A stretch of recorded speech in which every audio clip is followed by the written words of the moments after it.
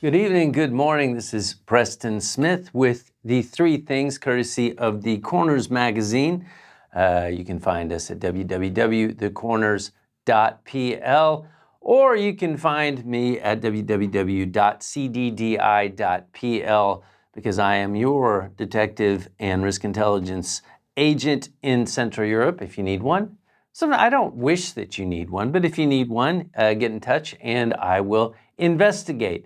We're coming from MRP Studios in the Praga side of Warsaw, and that's enough of the introductions because we have, yes, three things to go through once again on this Sunday in late September. I'm just telling you that it's Sunday because sometimes we don't actually get this out till like Tuesday, and things can be a little out of date, but we're going to try to hurry up this time. But let's talk about the three things. Now, I was going to get into the SkyEC encryption issue, just to tell you right off the bat. Some of you go, well, what is that? Well, that's one of these encryption systems that actually, in the end, let all kinds of despicable sorts communicate with each other. This was busted by the various authorities, and Interpol cooperated with them in Central Europe and in Western Europe. And then we saw drug busts galore, which kind of goes back to this issue of the three things, because a lot has happened since then.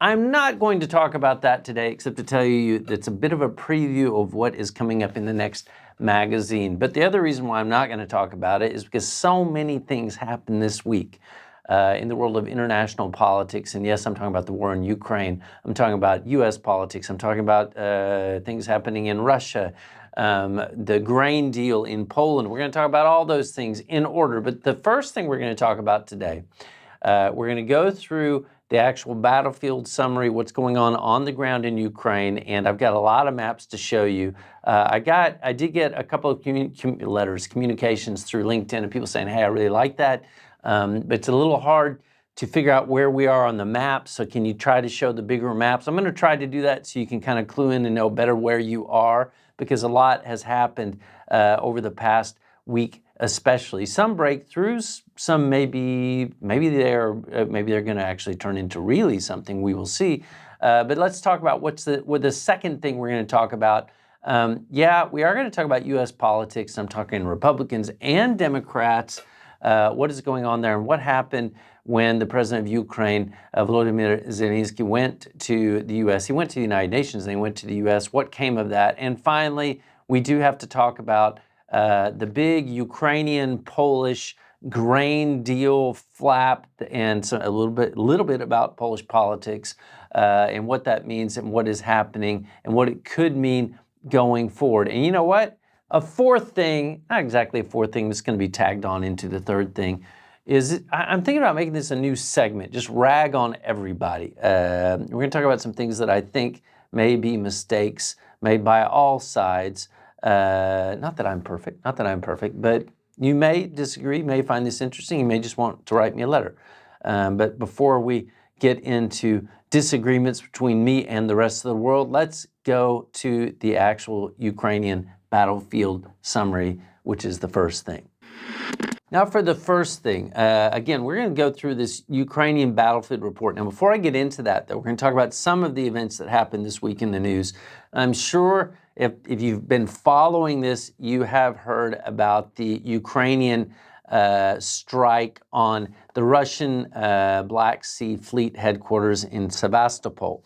Now, this is interesting because it leads into what we're going to talk about in the second thing, U.S. politics and the U.S. giving longer-range missiles to Ukraine, because we're kind of seeing a preview of how this works. Now, the Ukrainians, as we talked about, we mentioned last week and the week before, with the naval drone strikes, with the strikes into Crimea, they have proven to actually be, one, extremely adept at targeting, and two, I guess they just have fantastic intelligence, because some of the things they've pulled off when it comes to the strikes and the damage that they are inflicting on the Russians is quite unexpected. But let's talk very quickly about this strike. Now, when the Ukrainians hit, there's film. I'm going to try to put up a film, or at least some photos of the headquarters burning in Sevastopol. And first the Russians came out, said there was one person dead. They kind of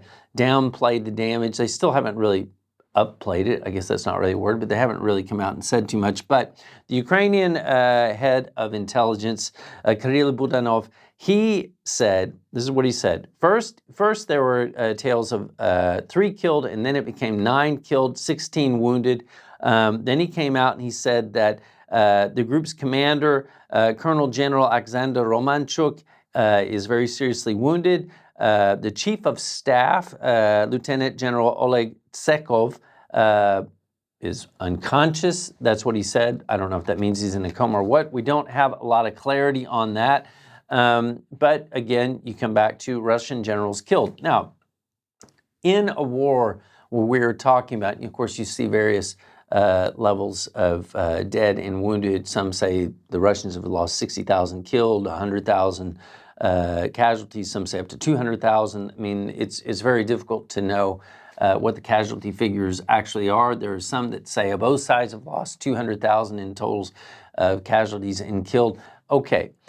But when you take a look at the Russian structure of military command and you talk about, it's a very Russian structure. Anytime you talk about the military, it's going to be, very strict. That's the way the military works, so that people follow the rules. And when you say, you guys charge those trenches, and, their actions, what are you, crazy? That people follow the rules.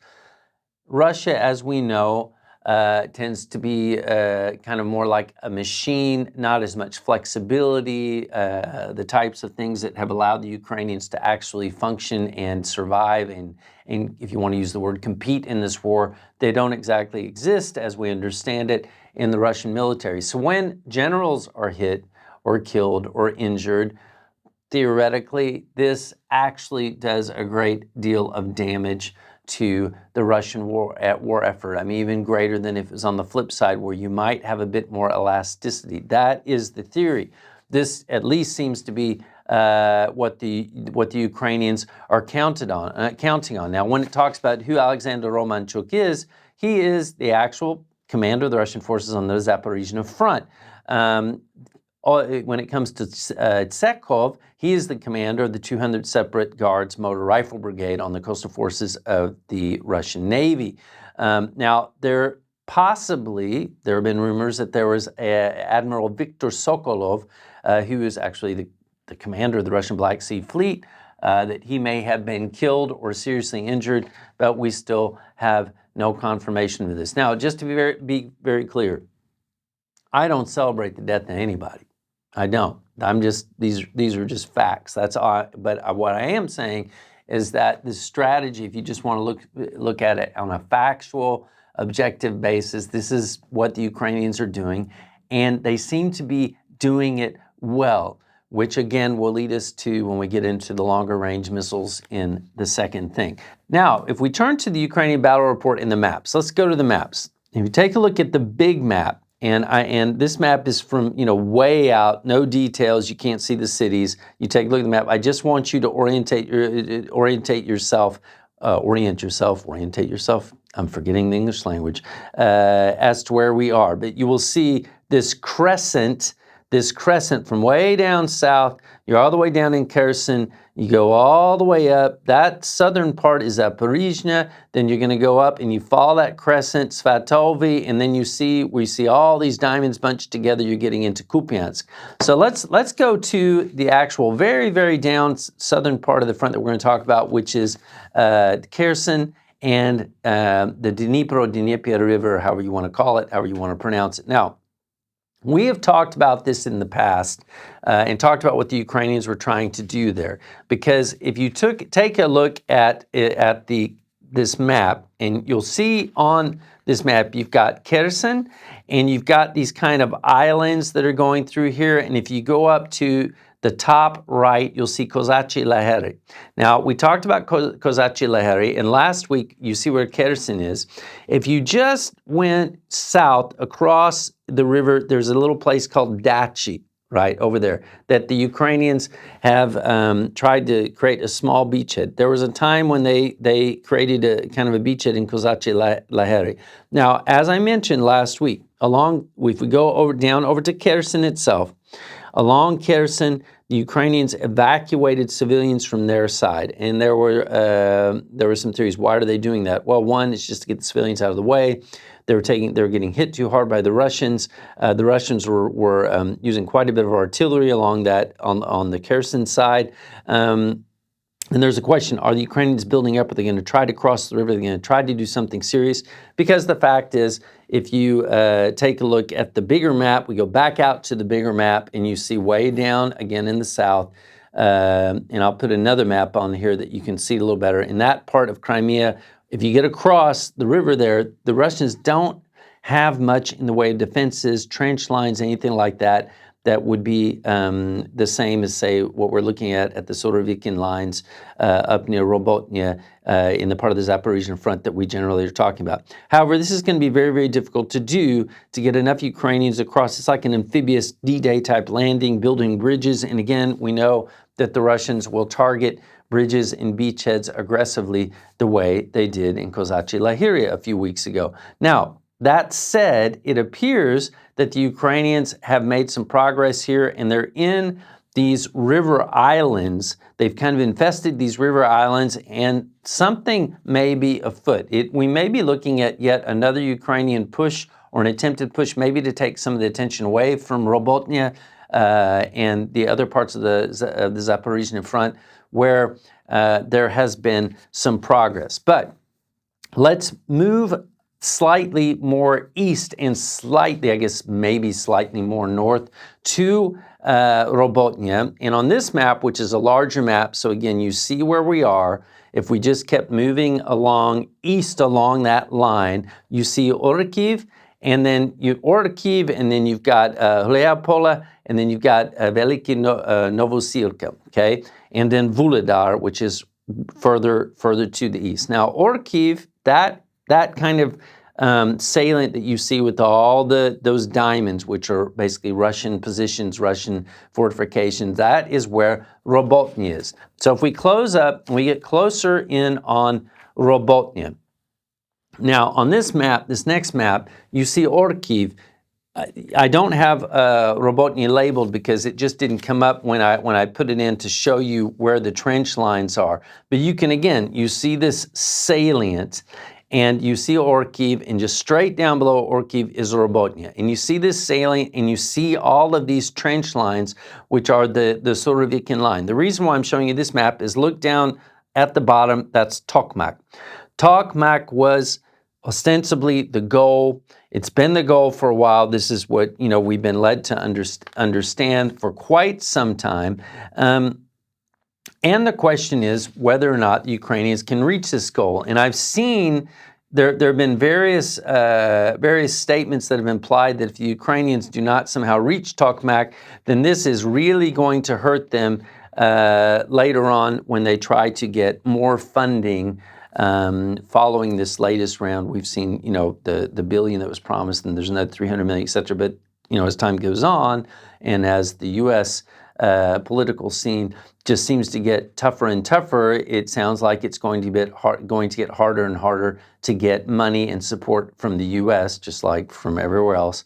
And there have been these kind of deadlines thrown out there that if you don't hit Tokmak by November, or at least the end of the season, the beginning of the rainy season, then the future could be in doubt. Now, I'm not saying that's true. I'm just saying that's been out there in various press, all kinds of press, Russian press, Western press, distorted press, whatever. Just keep that in mind.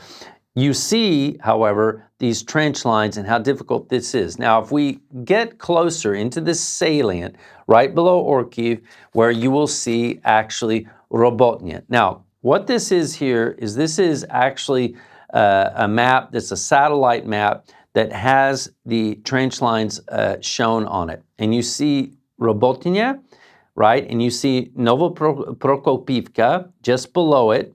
To the actual west of it is Kopani, and then you'll see 3rd Squad Bars. I highlighted that. That's a Russian regiment. I put it there just so you know where you are. Right under that, which you can't see, is Verbovy. Okay. Now the reason why I put this in is if you also take a look down down to the south. West, you see Tokmak down to the bottom. You might just see the edge of Tokmak depending on how we are able to show this. What has happened over the last few days, and this has shown up in, the Ukrainians have talked about it, the Western press have talked about it, that the Ukrainians have a breakthrough towards Verbove, and seriously, right in the direction where that third squad bars is highlighted.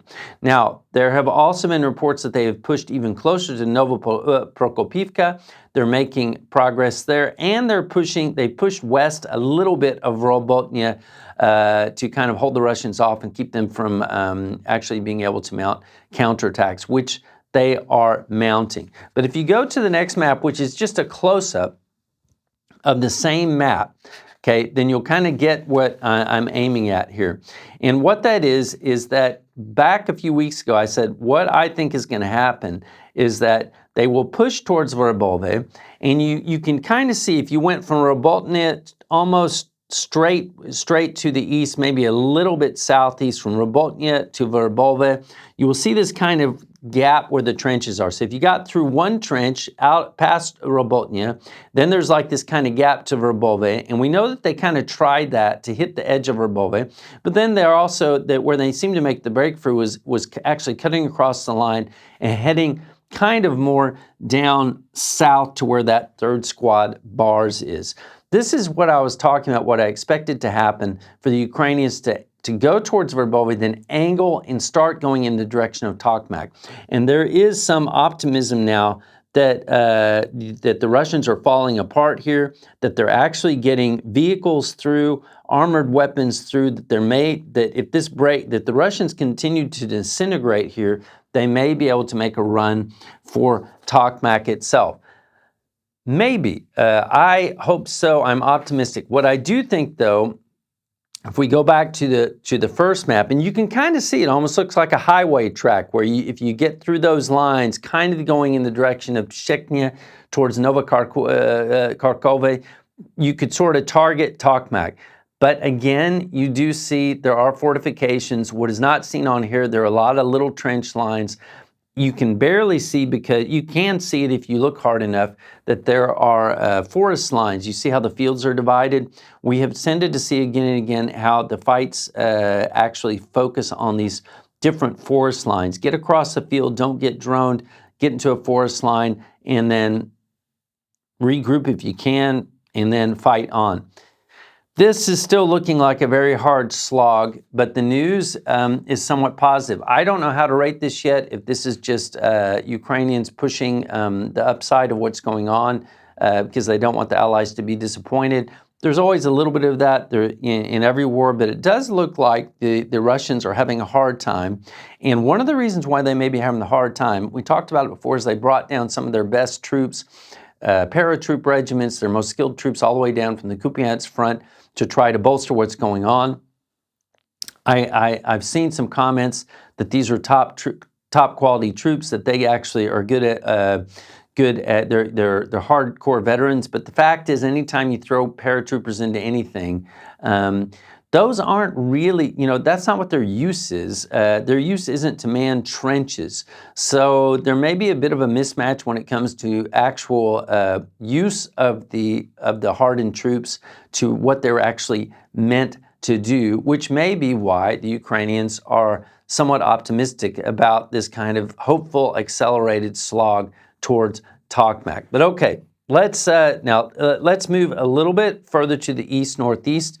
On this next map, you see Orkiv to the west, and then going towards Velike Novosilka, and then Vuhledar. Now, if we want to talk about what is going on, if we go up in that direction, we cannot basically assume that nothing is happening. In fact, we know that there are constant attacks and counterattacks all the way up towards Vuhledar, and the Russians are not actually allowing the Ukrainians to relax there and to focus all their effort on the Orkiv front and on Robotny. However, there's not a whole lot to confirm or deny there. There are reports now that when it comes to Vuhledar, it looks like the Russians are just basically trying to flatten it. They know that the Ukrainians Vuhledar is actually not like some of these smaller places that we're going to talk about, like say Andriivka, Klishivka, these type places where there's literally nothing left. It's completely flattened. There are still some buildings, some rubble, where the Ukrainians can dig in, and it looks as if the Russians are just trying to flatten it, which may mean that we're going to see a real push from the Russians there, which would make sense because that would be a smart move on their side if they want to take some of the pressure off of the Orkiv, off of the Robotyne front. But not a lot of news, not a lot to talk about there. So let's go to Staromaorsky. We've talked about this every single week. At one point, I thought we were going to see a real breakthrough here. We don't seem to see a whole lot. There's not a whole lot to talk about. If you take a look at, you've got Staromorsky, you can see just below Zavitne Bajanya. What you can't see on this map, how I'm going to show you, if you bring up on the next map, you've got Staromorsky, you got Orozhaine, and then Zavitne Bajanya below it. Just not a lot of movement, not a lot to talk about there. Ukrainians pushing, not getting anywhere fast. The Russians pushing back. Not a great deal to talk about there, but it's still, the fighting is still going on there. We just don't have any news that's going to wow you. However, if you slide over a little bit further to the west, you've got Novodonetsk, and at Novodonetsk, we saw a push from the Ukrainians, but again, it looks as if that has kind of slowed down. Maybe they need to prioritize. Maybe they need to focus more on Robotyne, because that would look like there was actually something more happening there. Again, kind of petered out or slowed down.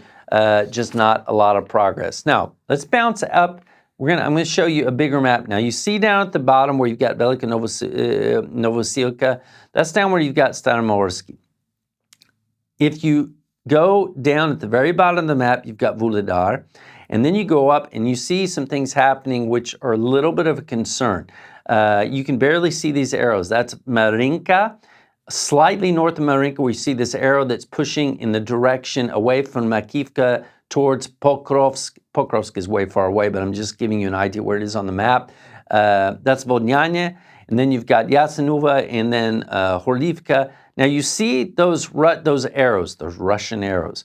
That is a Russian offensive that has continued over the past few days. It's been on and off.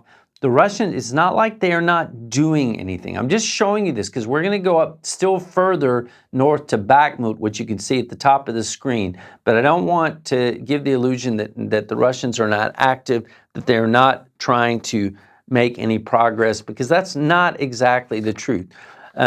Now, let's go further. Here's a close-up of Vodnyane. You can see you've got Marinka at the bottom, you got Vodnyane. We know that the Russians are attacking actually in those areas really aggressively, especially in Marinka last week. But the Ukrainians have managed to react and to kind of stop either of these kind of offensives from getting anywhere. Now, I'm not sure if I should talk about this now or talk about it later, but we are probably seeing, at least these are the rumors, that the Ukrainians may get far more defensive-minded. Maybe, in fact, they already are, and they're starting to dig in, and we may see the kind of the equivalent of the Surovikin lines coming up on the Ukrainian side. I'm going to hold off on that until the end of this, or maybe to the second thing, because it has some wider connotations. But let's go to Bakhmut. Now, again, to orientate you guys, if you haven't followed this, you see Bakhmut, goes straight south of Bakhmut, you see Klishivka, straight south of Klishivka, you see Andriivka.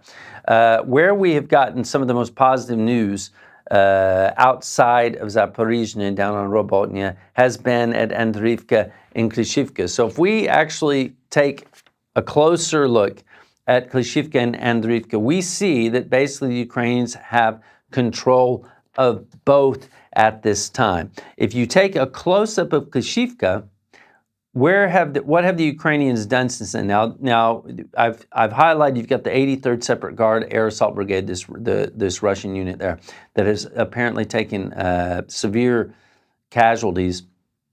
Maybe it's not even that combat effective right now. But if you take a look, you can see this kind of railway line, this road railway line. There have been reports that the Ukrainians have actually managed to break through there, and they may have cut that line or cut across that line, and that north of Klishivka, they're also making gains. But again, this line, which is where the Russians have fallen back to basically stop the Ukrainian offensive. If they break through here, this could get interesting quite fast, because we do not see the type of Surovikin type of defenses that we have seen in the future. Now, this does not mean that this is not extremely hard fighting. They talked about Bakhmut as just a huge meat grinder forever. And in fact, if we go back to the Bakhmut map, I can say because we got a lot still to talk about today, that the Ukrainians have also been pushing north of Bakhmut again, around Berhivka, Yahidne, down there. But again, very difficult fighting, not a lot of progress to talk about. Now, if we go still further, actually, here's very quickly, just so you see it, and the reason why I want to show that, you see Bakhmut, you see Yahidne, you see that line right there, you see the white line, see Berhivne. This is where this is a Russian fortification, and this is why I understand that the Russians are dug in, and the Ukrainians are trying to break through on that side of Bakhmut, having a hard time. Now, let's take a look at the bigger map again, just so you know again where we are. You see Bakhmut, and you see across from Bakhmut, you've got Kostyantynivka, and then you go up and you see Lyshansk, Rubizhny, Liman. Now look up north of Bakhmut, and you can see all those arrows, and this is again a Russian offensive where they have been, here's a closer map. This is again it's Liman, Rubizhny, and then you go up and you see it's Svatovo front across from Borova. Again, the Ukrainians are holding them tight. They're not making progress here, but it's not as if nothing is happening. If you go still further north of this, actually you're going to see, we're going to go up to Liman Pershi and Kupiansk. And in Liman, Pershi, and Kupiansk, again, we're not seeing that the Russians are making progress. It's kind of the same old story that we've seen the last couple of weeks. They tried to take Sinkivka, did not get anywhere. That seems to be the same old story, not a lot of news. Now, if you went even further north, back to the big map that I showed you at the very start, where you saw way up in Sumy up there. Now, there's a couple things to think about, okay, which we get into, and these are more rumors, worries about what's going to happen in the winter. And when I'm talking about the winter, I'm really thinking about January, February, is that there is still continued talk, and this is coming from the Ukrainians, that there will be another offensive from the Russian side, like a Russian counteroffensive, which is really still an offensive. And that will happen maybe January, February, March, somewhere in that. And there's still a buildup. It's not like nothing is happening. It's not like the Russian war machine is not still producing. Yes, they're trying to get more artillery from North Korea. Yes, it's not like they're having an easy time either. But this coming offensive is something that we're already hearing rumors about, and you are going to see some random stories and accounts coming from the Ukrainians, because they're very much keeping this in mind of what's going to happen in the future. One of the things that started happening a couple of weeks ago, where there were stories of raids, or like Russian Special Forces, Spetsnaz type raids, all the way up in Sumy. This type of thing happening had people wondering, maybe the Russians are secretly planning an offensive up that way. I don't see anything like that happening right now. But again, when we hear this kind of talk from the Ukrainians, they're worried about what the Russians are going to do in the winter. It's something to bear in mind. Other kind of rumors, blog talk out there is that the Russians are dragging old nuclear missiles out to test them to see if they still work. So at least they can hold that threat over everyone. But one of the things that is quite interesting, you just take a look at the big map at the big front. You remember down in Zaporizhzhia in the south, you've got the whole Surovikin lines that I've shown you. Well, there's talk about the Ukrainians starting to dig in and prepare for what is to come. Now, what does this mean? What this kind of means when you get into it is actually trench warfare. Like now we are getting into World War I territory. If the Ukrainians actually don't make big progress quickly, I think we're getting into this hold the fort, hold the line, World War I. What that means, well, some people opine, well, that means that we're going to have like this stalemate. There's going to be some kind of detente or some sort of negotiations because the U.S., the West is going to put pressure on the Ukrainians to negotiate. May be true. However, I would not ignore the point that the Ukrainians have mentioned again and again and again. Anything like that means the Russians just build up their forces once again, and they don't trust them that nothing else would happen, which means that Ukrainians are not going to be inclined to negotiate at all. That's enough. I hope that helped. Let's go on to the second thing. Now, the second thing. The second thing goes back to kind of what I was talking about at the end of the first thing and what is going to happen in the future. And how much should we read into this visit by the Ukrainian president to the U.S. and actually right before that to speak in front of the United Nations Assembly, which is on the same trip.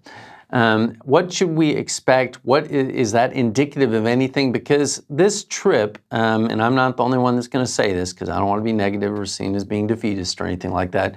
It probably was not what the Ukrainian president expected. Now, we remember if we, when he, in Poland, when he came to Poland, he said, we're going to be basically, brothers and sisters and forever, and we're going to win this. And Poles went crazy. He went to the U.S., kind of the same reception. But this trip was tougher. So let's talk about what did happen on this trip. Well, first, let's talk about the UN. There is a lot of talk about the UN, and maybe we should just talk about the UN in general. I'm not actually Republican, I'm not Democrat. I'm kind of middle of the road. For years, though, the Republicans bashed on the UN that it was ineffective, that it wastes money, generally just pissed them off. Sometimes I got to say I agree. The way that the UN was basically created, as I'm sure you probably know, is that you have the key states that have the right to veto resolutions, which of course Russia is included in that, which means that when it comes to getting the UN to condemn the war, kind of hard to do. Now, what happened when Zelenskyy showed up? He showed his frustration. Rightfully, he is frustrated when civilians are bombed, when people that aren't even on the front lines, non-civilians, are targeted. And basically, the Russians said, look, you're not even a member here. You shouldn't even have the right to speak. At that point, the Prime Minister of Albania, Dirama, came out, who is sometimes kind of a funny guy, and he said, look, if you don't want him to speak, stop the war, and he doesn't have to speak, which was kind of one of these highlights that showed up everywhere in the news. People got a laugh out of it, makes things sound good. On the flip side, things were not so good because, again, what was the UN going to do if there is this potential veto hanging overhead? Again, it's not just Russia. It's not just like you've got the allies and the West, and then you've got Russia. You also have a resistance from India. Of course, you got the Chinese factor, the North Korean factor, et cetera, et cetera. But let's just say that this trip probably was somewhat of a downer. Now, that, in a sense, like I said, it's not going to be unexpected. It kind of does make you wonder. Shouldn't we just question once again how the UN works? If this is the way the UN works, it was kind of not the goal of why it was created. The reality of how it was created and what the rules are and how it functions, I get it. But it could be ironic if the fact that the UN, which still also can't decide whether or not there's been genocide in Ukraine, if this does not actually make the situation worse. But what is even more of a concern, and this is where I'm getting into, I'm going to rag on everybody, gets into his trip to the U.S. Now, those who do not follow U.S. politics, Just like I don't tend to follow UK politics, and when I do, I kind of start going, oh man, I can't wrap my head around this. But those who don't follow US politics, you may also have trouble wrapping your head around what is going on in the US now. As obviously many of you know, and I know that many of our viewers in Europe, they're not big fans of Trump, and you're wondering, well, how can Trump be the candidate again? Tell you the truth, I'm mystified too. I think a lot of Republicans are mystified. There are hardcore Republicans that are Trump followers that are not mystified. They think he should be president and he's king of the world, whatever. But there are a lot of Republicans that are, and in actual Congress, there are hardcore Republicans who right now are kind of, some of you guys are going to get mad at me for saying this, I don't care. They're holding Congress hostage, and now we're looking at what could be a government shutdown in the U.S. What this means is for the Speaker of the House, Kevin McCarthy, in order for him to avoid a shutdown, and you got to imagine, what does a shutdown mean in the U.S.? Shutdown means that border control guys don't get paid. Now, if you're a Republican, and one of the things that you are hardline about, even kind of the middle of the ground Republicans, is like, we want to control immigration. We don't want the open borders in Texas, whatever. I'm originally from Texas. Actually, I'm okay with that. Let's control the borders to a point. I want things to be ethical and fair and whatever. But if you're not going to pay the border guards and you're a Republican because there's a government shutdown, you're kind of shooting yourselves in the foot. Well, you've got the hardline Republicans that are kind of holding the Speaker of the House hostage. Kind of holding, I would say, yes, they are holding. And one of the things they do not want is more money sent to Ukraine. Even DeSantis, supposedly a candidate, although he's way behind Trump, even DeSantis says he does not want just an open checkbook for Ukraine. I get it. I understand it, whatever. However, let's backtrack a bit. I kind of can't get my head around what's going on with the Republicans. For years, going all the way back to Reagan, which was like the Republican heyday, it was like, hey, we cannot allow Russia to stomp all over us and stomp all over Central Europe, et cetera, et cetera. So whether you agree with that, don't agree with that, the Republican line was hard line on Russia. That's what it was. You can argue that one of the reasons, the guys that want to criticize what's going on in Ukraine, and even the Russians, they say it's because the U.S. was too aggressive. It was, it was a coup d'etat. It ran out the elected president of Ukraine to put in a U.S. puppet. Okay, if you want to say that, you can say that. But the fact is, typically, Republicans were hardline against Russia. Now you've got this bizarre flip, which is honestly mind-bending when it comes to Trump, when it comes to the hardliners, who are now not the hardliners of the old days. I tell you what it used to be like. In the old days, I remember living in Poland. I had run into older Republicans who would say, how can you live in that communist state, like those Russians? And what are you talking about? Poles aren't like the Russians. This is how crazy it was, how hard. Now it's gone this kind of bizarre, schizophrenic, who knows what kind of way. Well, it got so schizophrenic that when Zelenskyy went to Washington, ostensibly he wasn't even able to actually sit, and meet with McCarthy the way that you would have thought so. Supposedly McCarthy actually favors supporting Ukraine, but he did not get, the red carpet meetings that you would have expected. It had to be extremely frustrating for him to see this happen. Then there's a second issue. He meets with Biden, okay, and this is, now I've been ragging on Republicans, let's rag on the Democrats. From the start of this war, the non-hardline Republicans that are still hardline against Russia, if that makes sense, they could not believe that there was not a no-fly zone instituted right at the start of this war to protect Ukraine and Ukrainian civilians. Well, the Biden administration didn't want to do that. They were afraid of escalation. Yeah, it could get complicated. You could have U.S. jets shooting down Russian jets. Who knows? Nuclear war, the apocalypse. I get it. But that Republican side is like, you did not do enough early on. You haven't sent weapons early on fast enough. And there, no matter what you think about a no-fly zone, it's kind of difficult to disagree with that. Now, what's happened here you know, we had the delay over, are we going to send cluster munitions? Are we not going to send cluster munitions? Well, now we get into the longer range missiles, the ATACM missiles. Now, when Zelenskyy was there, the word was that Biden still didn't agree. Like, well, why aren't you agreeing to this now? They're already using fairly long-range missiles to hit, you know, Crimea, Sevastopol, whatever. Give the Ukrainians a way to actually win this war and fight this war, or don't criticize them because they have no air cover and they can't make fast enough progress, for example, in rowboat, and you get to Tokmak, whatever. Well, okay, now Biden apparently has said, and this came out in the press basically yesterday, remember it's Sunday, that some ATCAMs are going to go to Ukraine. These might be old ones. These might be ones that actually can deliver cluster munitions because the U.S. doesn't use them, etc. But again, how many? What does this mean? Nobody knows, which takes us to kind of the next, let's rag on someone else and talk about what happened also kind of concurrently with this frustrating trip, and it had to be frustrating for the Ukrainian president.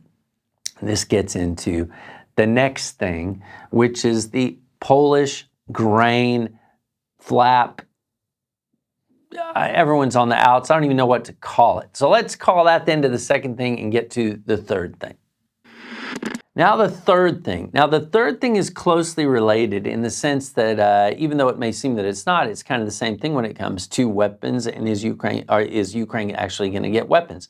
This goes back to the Polish-Ukrainian grain battle, political flap, whatever you want to call it. Now, as we know, the Black Sea grain deal was no longer endorsed by Russia, which means the grain couldn't flow, and Ukraine wanted to send the grain through land routes. And then we saw several countries, including Poland, not only Poland, but also Slovakia, Hungary, they said, no way, because we got to protect our farmers. Now, the EC, the European Commission, the European Union, they're like, no, let's allow the grain to flow. Poland said no. I'm just going to talk about Poland, focus on Poland right now. They said no, the Ukrainians went ballistic, and then we get into, and now we're going to rag on everybody. We're going to get into mistakes. And this is first a mistake by the Ukrainian president. Then we're going to talk about mistakes by the Polish government. And then we're going to talk about mistakes made by the, so there's a lot of things in this third thing. But let's talk about what happened. Ukrainians basically were very surprised that suddenly Poland was not going to allow the grain to flow. So you ended up with this quote by Zelenskyy, and I'm going to read it. This is the most accurate translation that I've seen, or in English version I've seen. It's alarming to see how some in Europe play solidarity in a political theater, making a thriller from the grain. They may seem to play their own role, but in fact, they're helping set the stage for a Moscow actor. Now, if you wanted to say something that was going to make Poles mad, make this Polish government mad, and put them kind of in a bind, that was the thing to say. So if I was going to criticize Zelenskyy right now, I'd say, look, you could have put this differently. You could have said something that was kind of more, maybe more neutral, but still on point, that the grain is key for Ukraine. It's actually, in a sense, key for the world, because it's not like the rest of the world doesn't need the grain.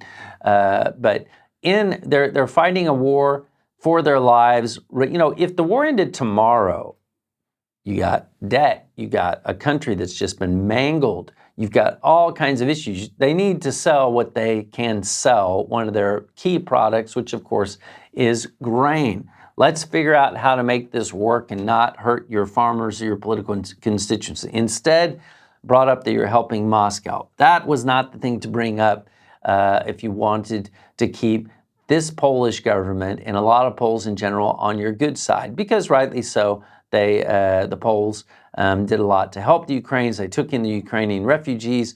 Morawiecki, the prime minister here, did a ton of lobbying. We're going to talk about that in a minute, pushing Germany, for example, and other EU countries to get a move on and deliver weapons to Ukraine. Well, needless to say, yes, it did make the Poles angry.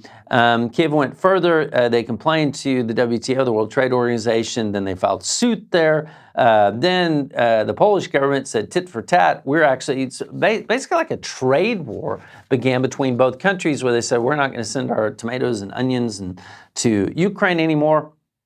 Then it even got a little bit more bitter where the Polish government came out and they said, we're not going to send any more weapons to Ukraine. Now, since that moment, the Poles have backtracked a bit, kind of through the president of Poland, Andrzej Duda, but they backtracked and said, well, we're not going to send, what we're really saying is not sending our brand new weapons, what we're spending our money on, and that's not going to Ukraine because we need that for ourselves. Poland as a hub for delivery is still in place, except that they did backtrack on that a little bit. But then they even talked about, in Poland, they talked about the Ukrainian refugee situation when it comes to work permits, free schooling, healthcare, etc. And a government spokesman said, hey, these regulations, they will expire or might expire next year. Let's just say this stuff got very ugly very fast. Now, I've already criticized the president of Ukraine. Maybe he needs, like, I understand it's very emotional. Sometimes you got to think as, like, what kind of PR are you looking for here? Now let's talk about what this does or doesn't do or how it hurts the Polish government and why they reacted like this. Well, one reason they reacted like this is because, yeah, they actually, I believe that there were Poles in the government that were sincerely angry. They were surprised. They felt like they'd been kind of torpedoed when they were defending their constituency. I'm talking about the Law and Justice Party going into the next elections on October 15th. That means, yes, the farmers who are not happy about Ukrainian grain prices being cheaper, their ability to flood the market, et cetera, et cetera. Now, what we are coming up on in Poland is going to be a very close run thing when it comes to the elections, whether or not this government, the Law and Justice government, stays in power or the opposition takes hold. I tend to lean towards believing that actually the current government is going to stay in power, or we're going to basically get into kind of like a hung jury situation, except in politics where nobody can really get the upper hand. There are some polls which indicate that if the opposition really does band together, stick together, they can actually just eke out a majority in parliament. There are some polls that say it doesn't really matter what peace does. They're going to have 36 to 38%, and they can find somebody to join with them to keep control. Roll of the dice. But what is key is that the farmers are going to be considered a key constituency for the current government, which is so upset about the Moscow comment. What's another reason why they're upset about the Moscow comment? Well, if you followed any kind of recent Polish history, you would know about the disaster in Smolensk, which killed the brother and president of Poland at the time, Lech Kaczynski, the brother of Jarosław Kaczynski, who is one of the key founders of peace and a strong man behind peace. And they believe that the Russians behind this. Sometimes they put blame on the opposition parties, etc. But if you go down that historic line and then you see there's going to be a lot of anger. Plus, as I said, you know, the outpouring of support for Ukrainians by Poland and the lobbying done by Poland and Morawiecki himself. So very emotional moment. Now, coming out very, very strongly against what Zelenskyy said would seem to be a natural reaction. Was it the smartest reaction by the reigning Polish peace government? That is up for debate. Why? Because the more you look at the polls here, I mean the polls like, you know, counting votes, you see that the election, the environment is changing. It's starting more of a young people getting sick of the old people or not wanting to vote for the older generation or with the older generation, this type of issue.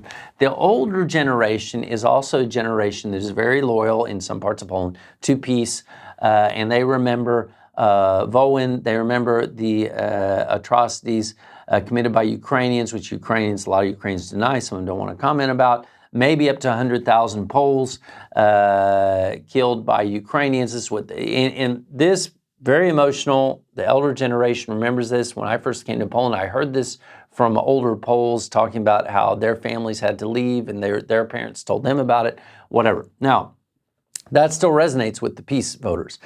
Those peace voters are not going anywhere. They are also not the peace voters generally that took in Ukrainians and formed a bond with Ukrainians. But there's a whole nother group of Poles. And when they do like when they actually do polls among Poles, they find that some 75% of Poles still want to support Ukraine and Ukrainians. One of the reasons why is because a bond was built up. I know myself, because we had so many volunteers that took in, when the Ukrainians first came here, I was helping place families. They took in Ukrainians into their homes, sometimes for the long term. And you know what? They found people that, a lot of these Ukrainians, they're just great people. They're just really nice people. A lot of moms with kids, they had a hard time. Poles, they gave them all they could give them. Sometimes after that family left, they didn't want to take in another family because they didn't have anything left. But they don't have a negative experience. Most of the Poles that I dealt with that took in families, when the Ukrainians moved on or when they went back to Ukraine, they were very emotional, very broken up by it. They miss them. They still try to contact them. They worry about them. That is a group of potential voters that is not going to like what's going on. Just like anything, you put your energy, your heart into something, you try to help people, and suddenly now we're fighting again. This is very upsetting. But there's something else that's going on here that is not going to help this government. And that is the fact that indeed, Morawiecki and the Polish government was lobbying very, very hard in favor of the Ukrainians in the EU. Now, I am very cynical when it comes to the EU. I'm not like a guy who's a closet Brexit guy, because I wish Brexit hadn't happened. However, I do understand why the UK was sometimes frustrated with Brexit. And when I talk to guys, journalists, people that are working in Brussels, whatever, some of them have been very, very negative, very upset at the cynicism by some of the Western countries in the EU that, well, the war keeps going on, it's hurting Russia, it's draining Russia, etc.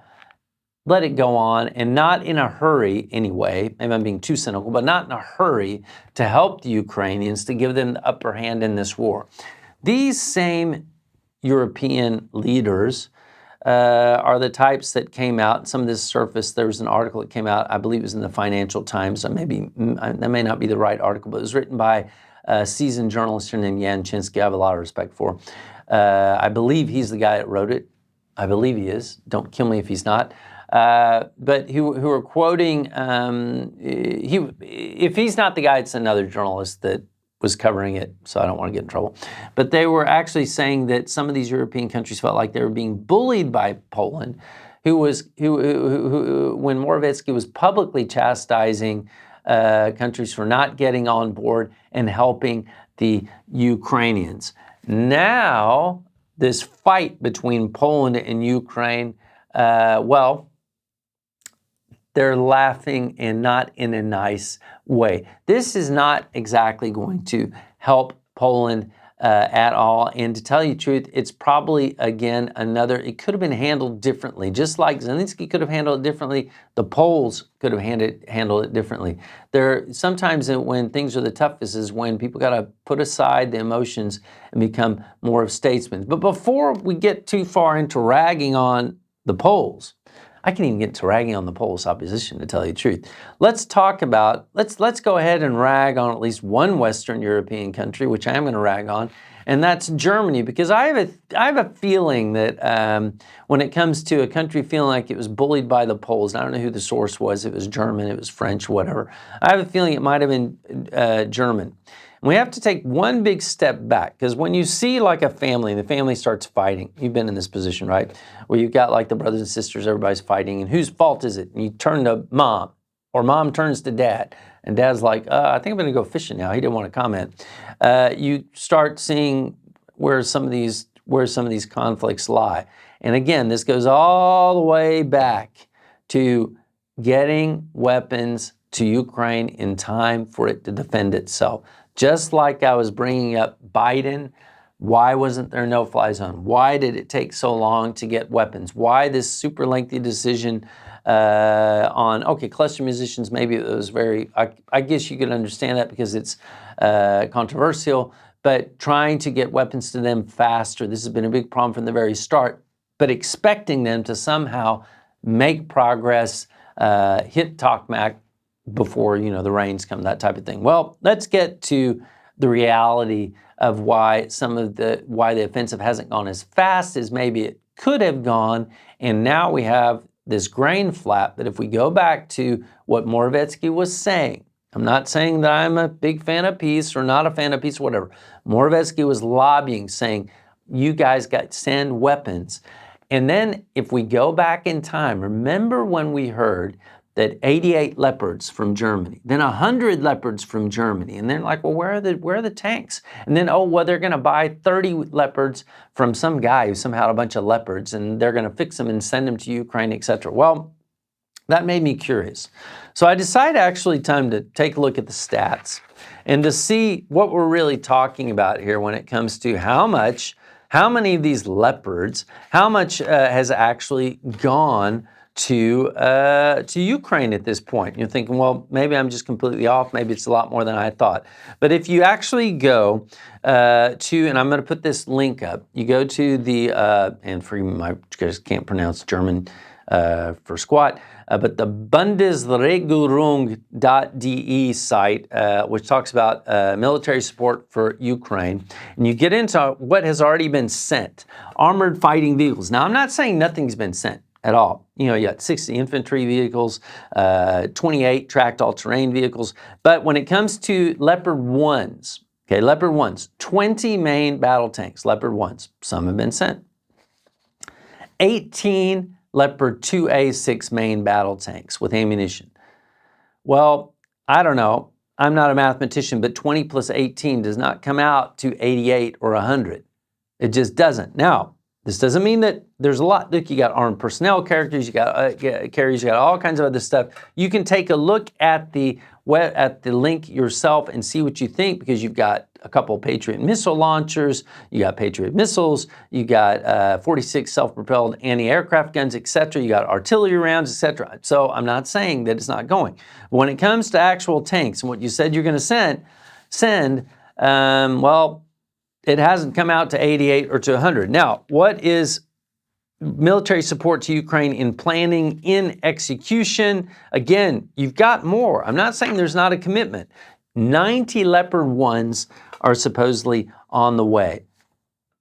But you got to get them there. You got to get them there. Again, there is so much pressure. And I've talked to Ukrainians who are extremely critical of Zelenskyy. Extremely. Just like everybody's critical of their politicians. There are plenty of Poles that are extremely critical of Morawiecki and the peace government, and they want the next government in. There are plenty that are critical of Biden. Believe me, there are, as we know, plenty that were critical of Trump.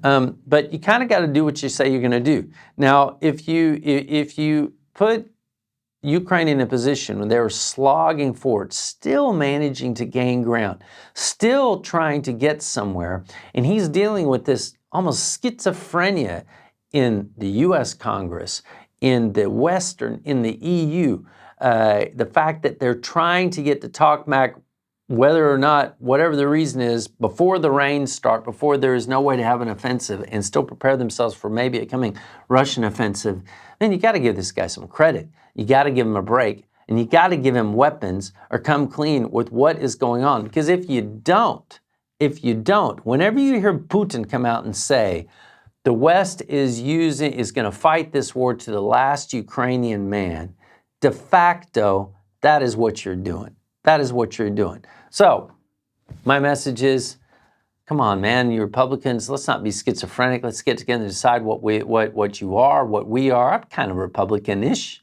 Or come on, you Democrats, let's figure out, what do you want to do? What do you want to do? Or come on, Germany, come on, everybody's got to figure out what they want to do here, because we're falling into a trap.